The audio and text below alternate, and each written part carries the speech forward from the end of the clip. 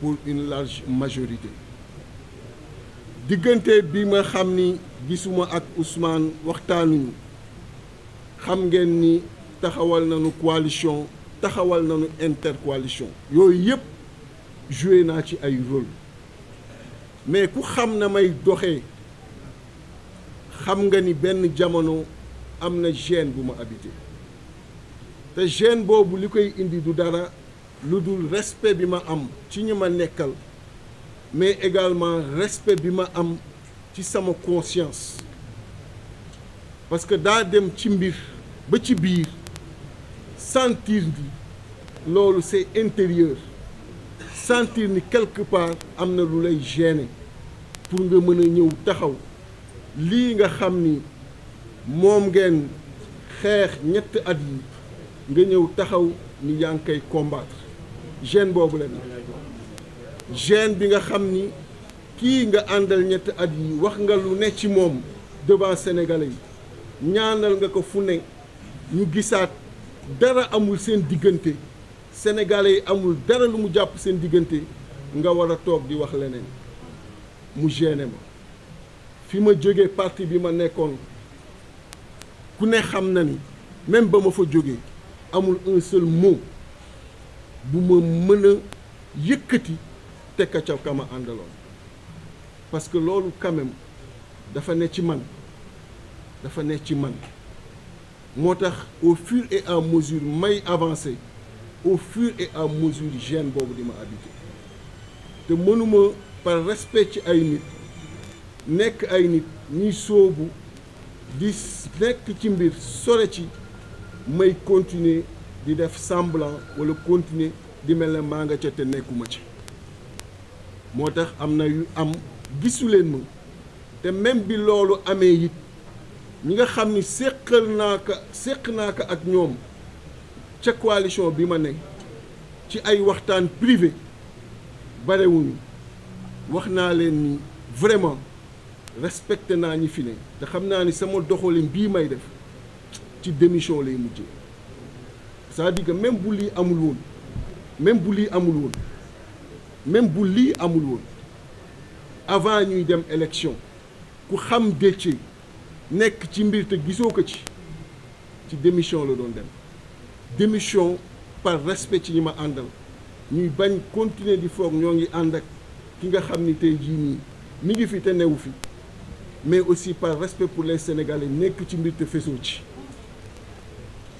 bu dul woon sax toog ak Ousmane ci foofu la doon mujjee ndaxte ku ne xam na ni lu ma ne rek je suis à 100% dedans bu ma demee ba am ci gêne rek commencé ci am lu may sentir je recule et pour dire que même bu lii amul woon ku gis dernièrement ni ma doxalee par respect ci ñi ma nekkal jamais du ma woon continuer di doxalee ak ñoom noonu dama doon également de façon très claire démissionner parce que doon na jafe may toog man di attaquer Ousmane di toog di attaquer le président Diomaye alors qu'il n'y a aucun problème alors que sincèrement au fur et à mesure ñuy avancer may gis ni c'est un peu compliqué pour moi parce que cette transition n'était pas du tout simple et comme yàlla dafa def ma am respect pour képp ku may àndal am ko pour les Sénégalais moo tax mënuma dans tous les cas continuer doon nekk ci loolu te Sénégalais yi xam nañu lu ma nekk rek maa nga ca 100% te lii ma wax ni bis naka tey ci laa ne dinaa ci nekk à 200%. dinaa nekk à 200% ci liy triompheloo les listes du régime les listes de Pastef lépp liy triompheloo les listes yi nga xam ni tey jii nii moom le président Bassirou Diomaye Diakhar Faye teg et le premier ministre Ousmane Sonko. di jéggalu coalition bi kilifa ya fa nekk yëpp di jéggalu intercoalition bi kilifa ya fa nekk yëpp parce que bu nekk ci ñoom ñaar liggéey naa ci techniquement lépp lu ciy xalaat joxe naa ko des propositions def naa ko ci mais ku ne ci ñoom xam ne respect bi ma am ci ñoom kon loolu laa ni woon dinaa ñëw jàkkaarloo ak sénégalais yi wax leen ko ñu xamee que noonu di ko résumer très rapidement en français.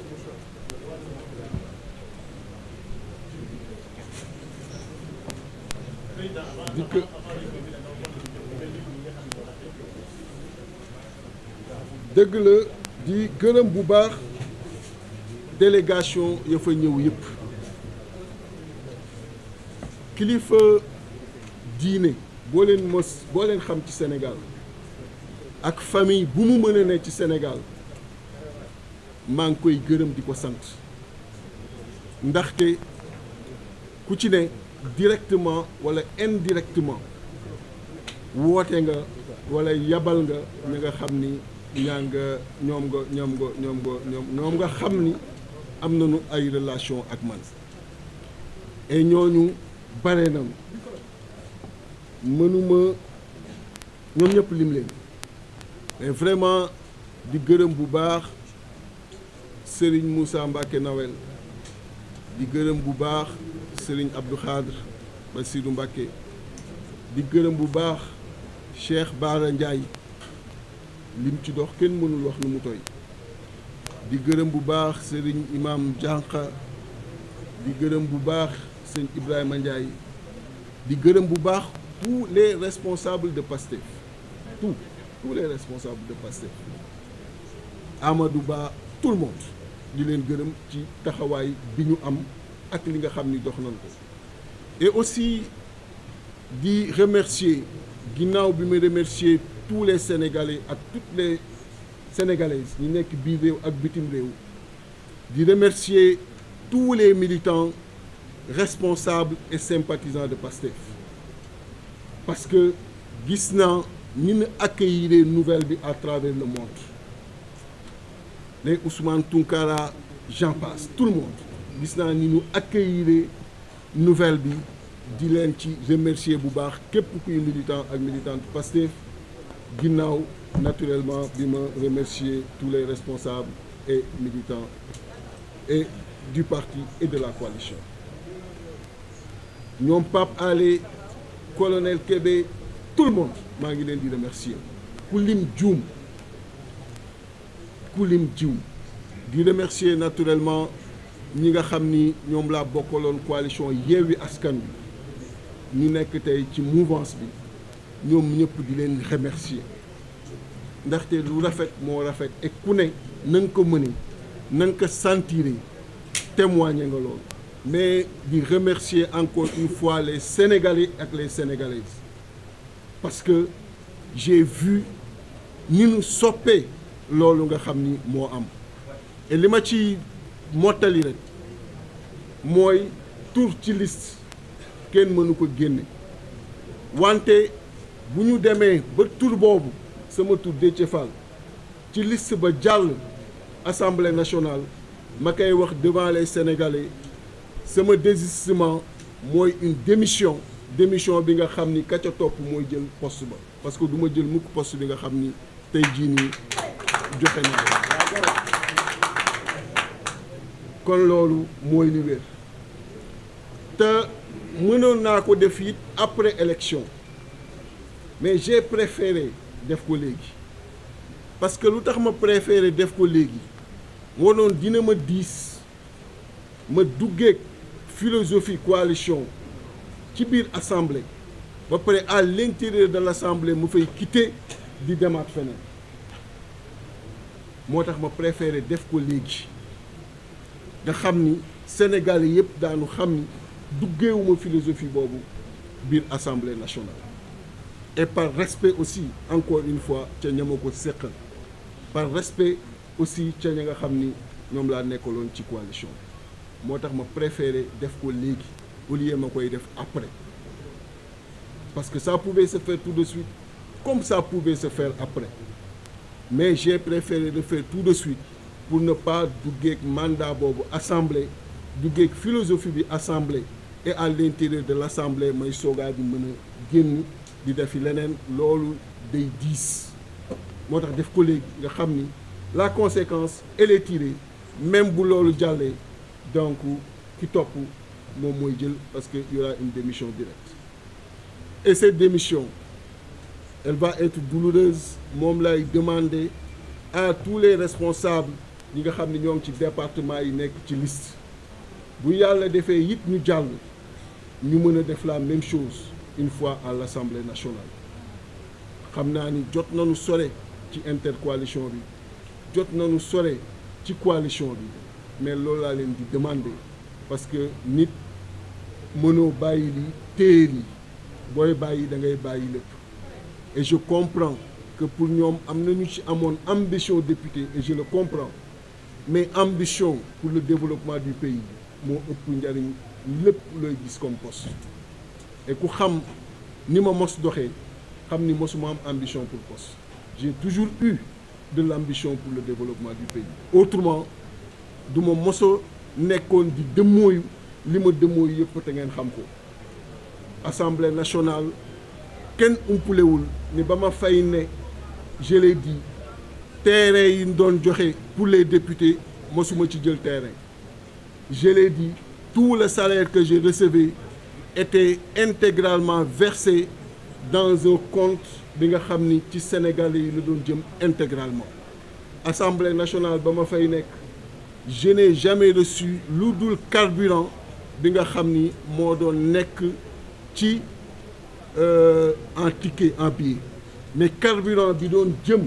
ci carte électronique dafa am ku ma ko déjee woon je l'ai jamais pris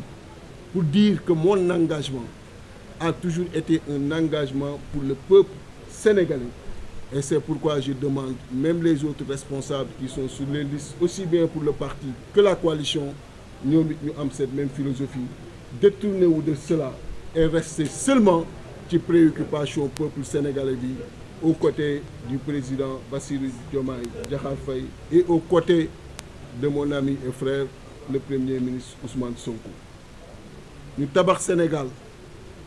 te nag lépp luy expertise lépp luy disponibilité lépp luy sérieux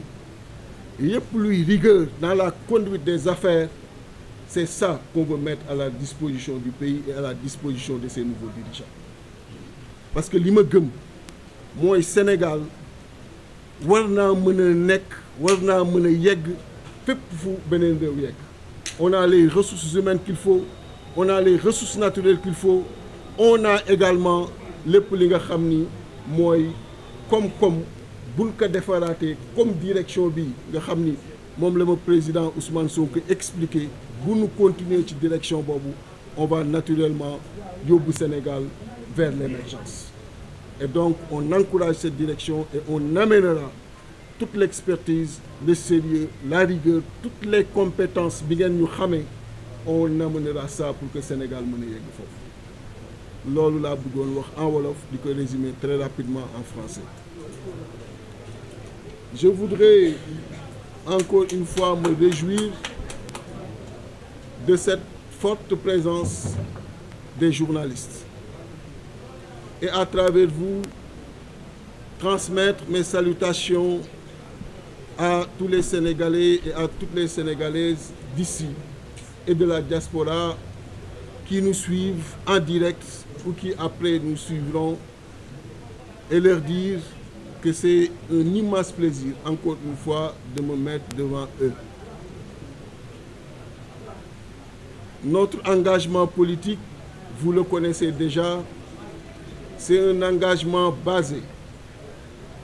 sur la recherche continue, permanente, de solutions aux préoccupations multiples qui assaillent nos compatriotes au quotidien. Nous avons fait 20 ans dans l'opposition du simple fait que nous avons toujours pensé que les orientations, les politiques présentées, défendues par ceux qui étaient là n'étaient pas du tout conformes à notre vision et à notre approche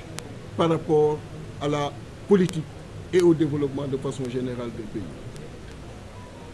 Ces 20 ans d'opposition nous ont permis, à travers les tournées que nous avons faites, davantage